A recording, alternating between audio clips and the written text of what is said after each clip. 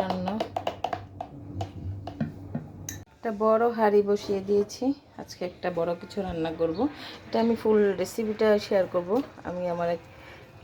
আমি আমার মতো করেও করতেছি, অনেকে হয়তো পারেন, তারপরেও আমি আমারটা একটু আপনাদের সঙ্গে শেয়ার করলাম। বলবেন কেমন হয়েছে পুরাটা দেখে।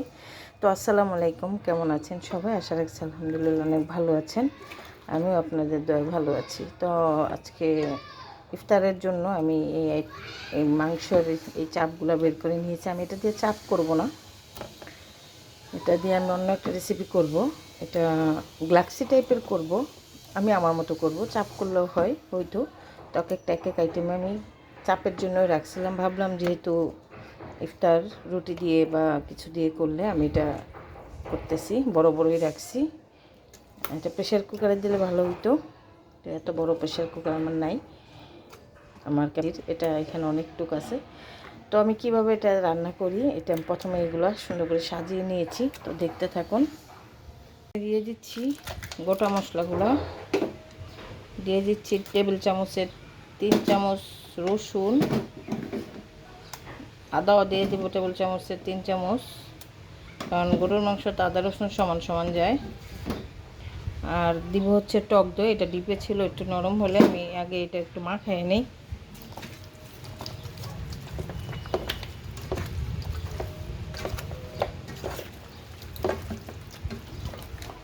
লবণ দিয়ে এটাকে আমি সুন্দর করে মাখিয়ে নিচ্ছি।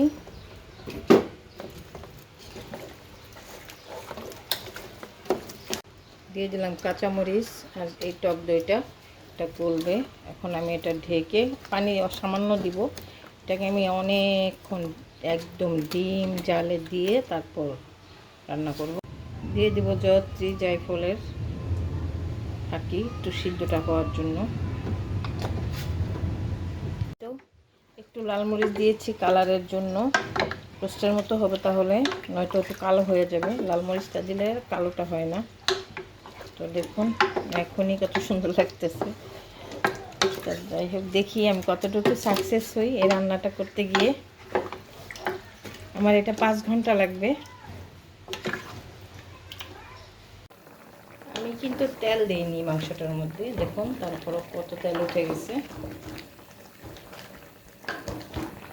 তো পানিও উঠে গেছে। দেখুন কি পরিমাণ তেল উঠে গেছে, অনেকটা কষানো হয়ে গেছে। এখন আমি দিয়ে দিব প্রায় 1 কেজির মতো, এখানে যেহেতু অনেকগুলো মাংস, 1 কেজির মতো পেঁয়াজ বাটা।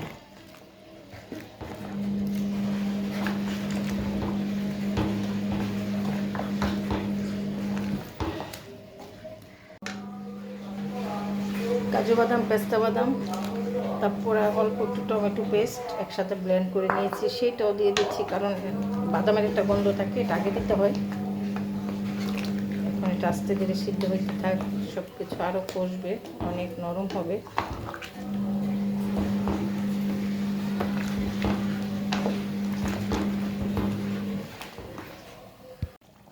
অনেকটা হয়ে গেছে, সিদ্ধ হয়ে গেছে।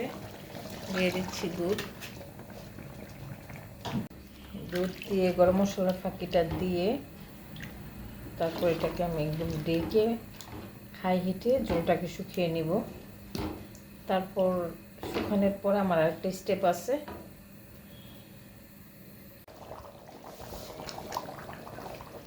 লিকুইড দুধ দিয়েছিলাম, এখন দিয়ে দিচ্ছি পাউডার দুধ।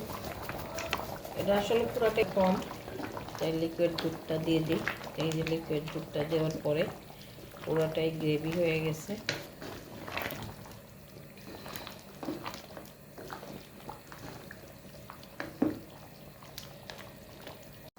দিয়ে দিচ্ছি কিছু বেরেস্তা ভেঙে, স্বাদটা দ্বিগুণ বেড়ে যাবে। আমি এখনও জিরা দিই নেই বা তেল দিই নেই, আরেকটা স্টেপ আছে। এটা দেখুন মাশাআল্লাহ কতটা লোভনীয় যে লাগছে। আসলে আমি অন্ধকার, আলোটা অত ক্লিয়ার না, বড় হাঁড়ি রান্না করতেছি, চুলায় গ্যাস নেই, সিলিন্ডার চুলায়। মাংসটাও সিদ্ধ হয়ে গেছে। এখন শুধু এটা এভাবে রমজানে ট্রাই করে দেখবেন, ভালো লাগবে। ইফতারে বা এটা পোলাও দিয়ে, পরোটা দিয়ে, যে কোনো কিছু দিয়ে খাওয়া যায়। মাশাআল্লাহ, স্বাদটা খেয়ে পরে বলা যাবে, কিন্তু দেখতে অনেকটা লোভনীয় লাগছে। আমি এটাকে আরও 10 মিনিট রান্না করব, তারপর আমি একটা ফোড়ন দেব। কী কী দিয়ে ফোড়ন দিই সেটাই ভিডিওটার সঙ্গে থাকবেন, তাহলে দেখতে পারবেন। আমি ফুল রেসিপিটা দিলাম আমি যতটুকু পেরেছি। জানি না কে কীভাবে রান্না করে, অন্য কেউ যদি অন্যভাবে রান্না করেন কমেন্ট করে জানাবেন।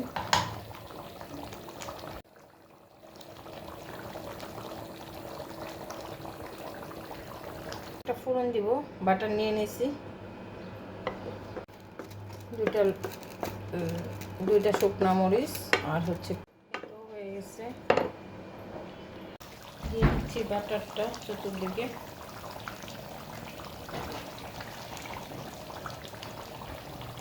স্বাদ দ্বিগুণ বেড়ে যাবে।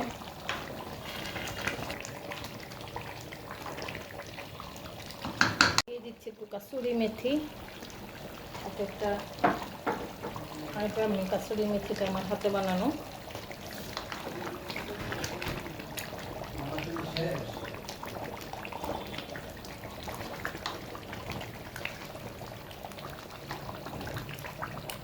রান্না কমপ্লিট, এখন ঘি দিয়ে দিব।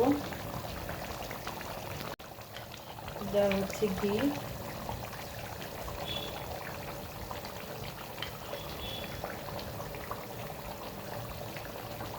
মাশাআল্লাহ, শেষ রান্না। দিয়ে দিচ্ছি আস্ত কাঁচামরিচ রান্নার জন্য। দেখুন কালারটা কতটা লোভনীয় হয়েছে। বেরেস্তা সব কিছু দিয়ে আমি এটাকে 5 মিনিট ঢাকা দিয়ে রাখবো। মাশাআল্লাহ মাশাআল্লাহ, দেখুন দর্শক কতটা সুন্দর হয়েছে। মাশাআল্লাহ, কাঁচামরিচটাও দিয়ে দিয়েছি। এখন হচ্ছে এটা ঢেকে রাখবো 10 মিনিট, তারপর তুলে ফেলবো। ঝোলটা একদম হয়ে গেছে, আর মাংসটা মনে হয় ডললেই খুলে যাবে।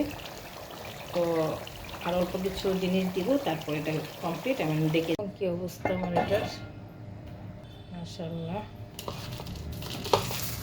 এখন দেওয়া হচ্ছে উপর দিয়ে সেই মজার বেরেস্তা, কিশমিশ, বাদাম, সব কিছু দিয়ে আমার রান্না ডান।